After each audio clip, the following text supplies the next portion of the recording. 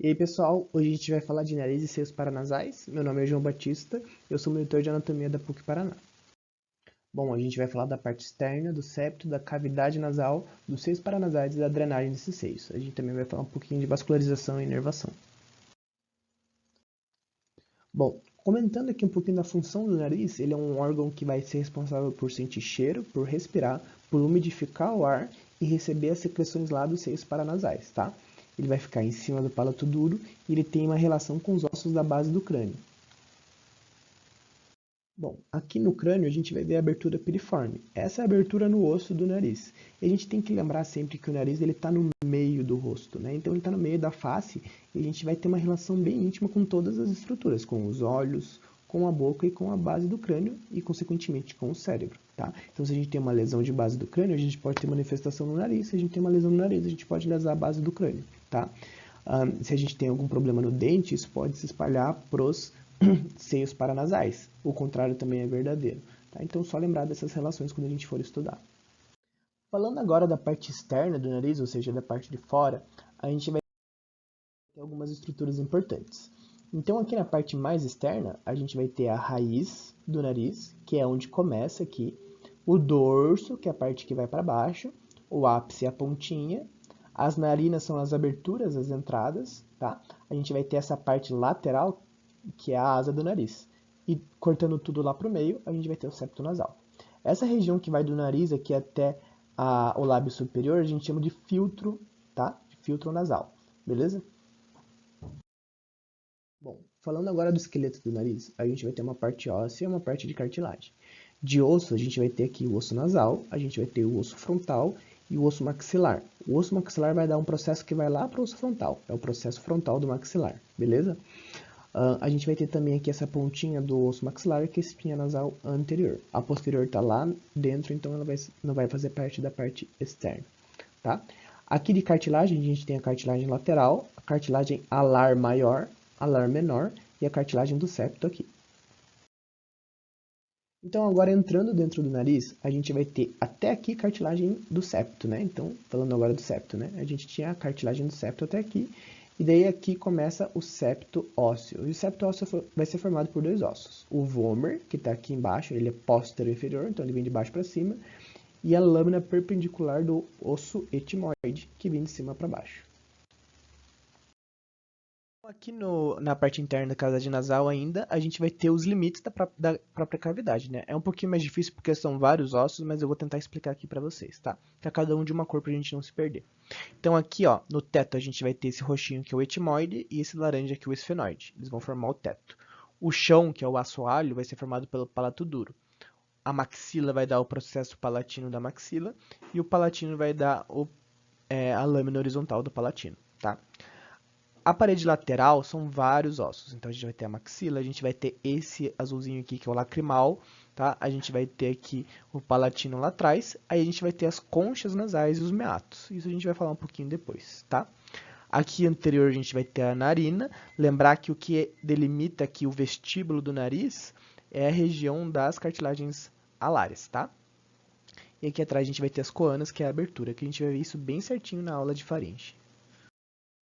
Bom, continuando aqui, a gente vai falar um pouquinho dos seios paranasais. A gente ainda está vendo a estrutura óssea aqui, porque na verdade os seios paranasais eles são buracos no meio do osso. Então eles são cavidades dentro do osso cheias de ar. Tá? Então aqui a gente consegue ver aqui, ó, o seio frontal, a gente consegue ver aqui o seio esfenoidal. Tá? O mais fácil é porque eles levam o nome do osso que eles estão dentro, né? Então aqui a gente tem o seio etimoidal, que são formados por várias células, a gente vai ver na próxima slide, e aqui o seio maxilar. Aqui nessas imagens a gente consegue ver um pouquinho melhor o seio frontal aqui na frente, aqui o seio maxilar, que a gente não conseguia ver naquele corte, o seio etimoidal são várias célulazinhas, e atrás o seio esfenoidal. Bom, para a gente terminar a parte óssea e mover para a parte de mucosa, a gente vai falar só das conchas nasais. A gente vai ter uma concha nasal superior e uma concha nasal média. Então, ó, concha nasal nada mais é que essa protuberância que tem dentro do nariz. Ela serve para aumentar a área de superfície, tá? Então, para ter mais lugar para o ar passar e encostar. Isso serve para umidificar o ar, para esquentar ele, serve para absorver mais, porque pensa que ali é uma área que absorve muita coisa. Ali a gente é altamente irrigado, que nem a gente vai ver mais para frente, beleza? E a gente tem aqui o osso concha nasal inferior. Então, esses dois ossos aqui, eles são ossos do etimoide, eles são parte do etimoide. Esse aqui é um osso próprio, tá? Então, esse aqui é o osso concha nasal inferior. Entre as conchas nasais, a gente vai ter os meatos. Meato nasal inferior, meato nasal médio e meato nasal superior aqui em cima. Se a gente começa a jogar mucosa, então se a gente coloca o epitélio da mucosa em cima, a gente começa a ver que, ó, essas conchas nasais, elas continuam do mesmo jeito, só que agora a gente tem mucosa cobrindo. Aqui a concha nasal inferior, concha nasal média e a concha nasal superior aqui em cima. E ainda tem os meatos, meato nasal superior, meato nasal médio, meato nasal inferior. Ó, aqui, ó, bem na entrada, na região da asa, a gente vai ter o vestíbulo onde ficam os pelinhos. O nome dos pelinhos é vibriças, tá bom? Bom, se eu corto mais uma vez, a gente tira aqui as conchas nasais, a gente vai conseguir ver as aberturas por onde drenam os seios paranasais. O que isso significa? Então, ó, a gente consegue ver que tem mucosa nasal aqui nos seios paranasais. Isso significa que eles vão produzir muco, vão produzir secreção. E isso precisa sair por algum lugar. E no caso, vai sair por essas aberturas. Aqui em cima, no meato nasal superior, a gente vai ter o seio esfenoidal e as células etimoidais posteriores.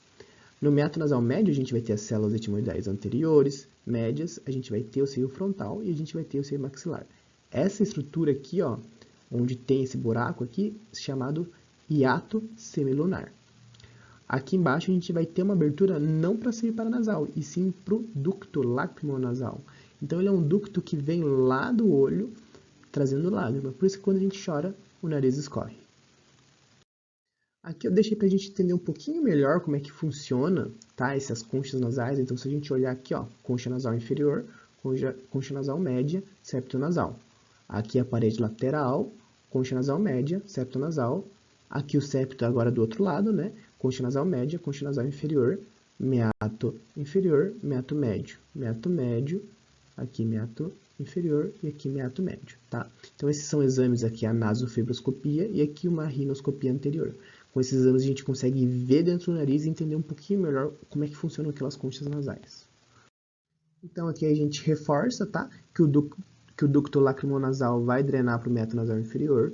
Aí as células etimoidais posteriores e o seio esfenoidal vai drenar para o meato superior.